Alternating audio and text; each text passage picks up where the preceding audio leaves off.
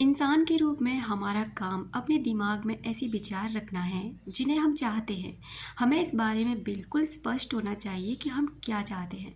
ऐसा करके हम ब्रह्मांड के महानतम नियमों में से एक को सक्रिय कर लेते हैं, जो आकर्षण का नियम है। आप जिस बारे में सबसे ज़्यादा सोचते हैं वही बन जाते हैं। आप जिस वस्तु या व्यक्ति के बारे में सबसे अधिक भावनाएं रखते हैं और जैसा भी महसूस करते हैं उसे अपनी ओर आकर्षित भी कर सकते हैं, बस अपने विचारों पर काम करके। नमस्कार दोस्तों, आपका स्वागत है जहां हम बात करते हैं लॉ ऑफ अट्रैक्शन की, स्पिरिचुअलिटी की और अपने जीवन में किस तरह से हम अपने विचारों को बदलकर अपनी दुनिया बदल सकते हैं। अगर आप ऐसे वीडियोस देखना पसंद करते हैं जहां हम अपने जीवन में बहुत हद तक अपनी खुशियों को आकर्षित कर लें तो ये आपका स्वागत करता है। दोस्तों, आपको इस वीडियो में आगे बढ़ने से पहले मैं आपको एक छोटी सी कहानी ज़रूर सुनाना चाहूँगी। एक चिड़िया थी जो बेहद खूबसूरत थी। उसके पर इतने खूबसूरत थे कि कोई भी देख कर ना उसे अनदेखा नहीं कर सकता था। उसका जो मेल पार्टनर था वो उसके से बहुत प्यार करता था और उन दोनों में बहुत प्यार था। लेकिन जो मेल पार्टनर था वो हमेशा इस बात से चिंतित रहता था कि इसके पर इतनी खूबसूरत है, पता नहीं कोई और इसकी ज़िंदगी में ना आ जाए या कहीं ये मुझे छोड़ कर नहीं चली जाए तो मैं कैसे जीऊँगा इसके बिना, क्योंकि ये बेहद आकर्षण से भरपूर है।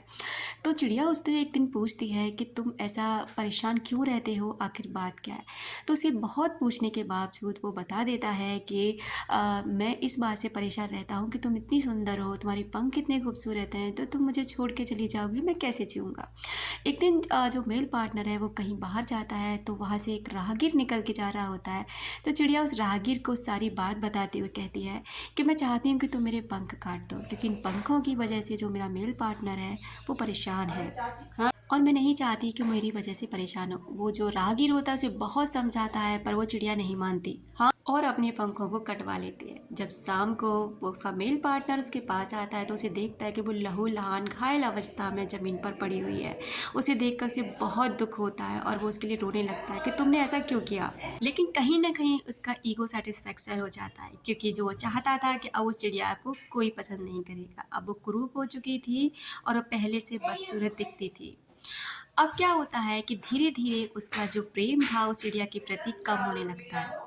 अब जो मेल पार्टनर होता है ना वो बाहर जो चिड़िया उड़ रही होती है उनके प्रति आकर्षित होने लग जाता है और कहता है कि देखो, तुम अब बहुत भद्दी दिखती हो, अब तुम पहले जैसी खूबसूरत भी नहीं रही और तुम्हारे दिन भर मुझे खाना लाना पड़ता है, तुम्हारी सेवा करनी पड़ती है। ऐसे तो मेरा जीवन यूं ही चला जाएगा और मैं अपनी ज़िंदगी को नहीं जी पाऊंगा। मेरा मन करता है कि मैं उन चिड़ियाओं के साथ उड़ूँ। और वो ऐसा कह कर ना एक दिन उस चिड़िया को ऐसे ही छोड़ के चला जाता है।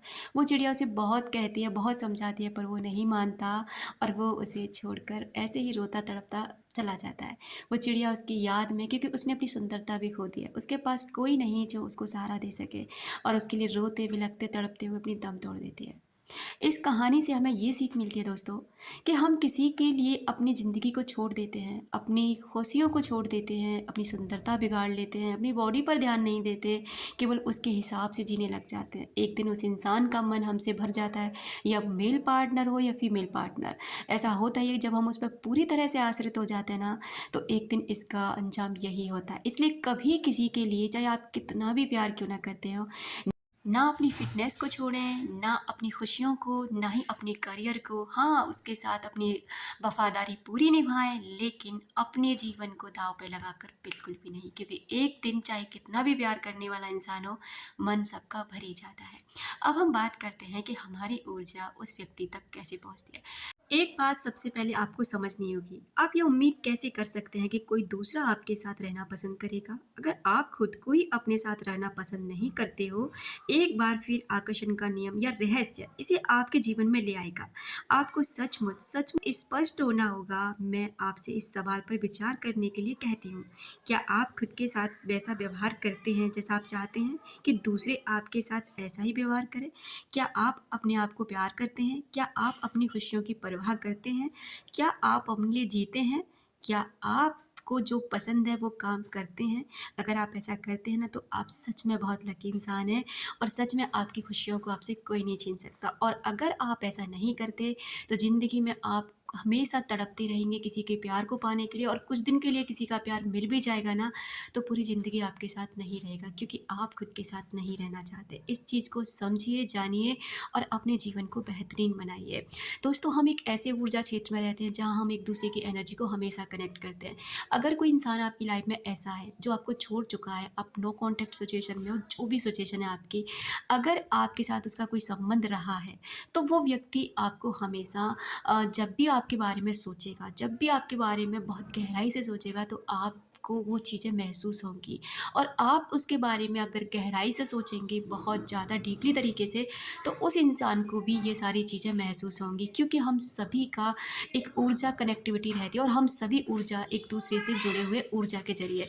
तो यही चीज़ होती है कि जब हम किसी व्यक्ति के बारे में लगातार सोचते हैं ना, तो यूनिवर्स हमें कुछ न कुछ संकेत देते रहते हैं, और इन संकेत के द्वारा हम पता लगा सकते हैं कि वो व्यक्ति भी हमें मिस कर रहा है, वो व्यक्ति भी हमारे बारे में सोच रहा है, वो व्यक्ति भी हमारी याद करता है। इसलिए अगर आप चाहते हैं कि सामने वाला व्यक्ति आपको प्यार से याद करे, उन मोमेंट्स को याद करे जो आपने उसके साथ जिए हैं, तो उन्हीं मोमेंट्स को आप हमेशा याद करिए, उन्हीं मोमेंट्स पे काम करिए और पॉजिटिव रहिए, तो वो व्यक्ति भी ना आपके प्रति बहुत पॉजिटिव हो जाएगा। Thank you so much. अपना रखें ख्याल, अपनों का रखें ख्याल, जिसे आप अट्रैक्ट कर सकें ढेर सारा प्यार और ढेर सारी खुशियाँ। मिलते हैं नेक्स्ट वीडियो में।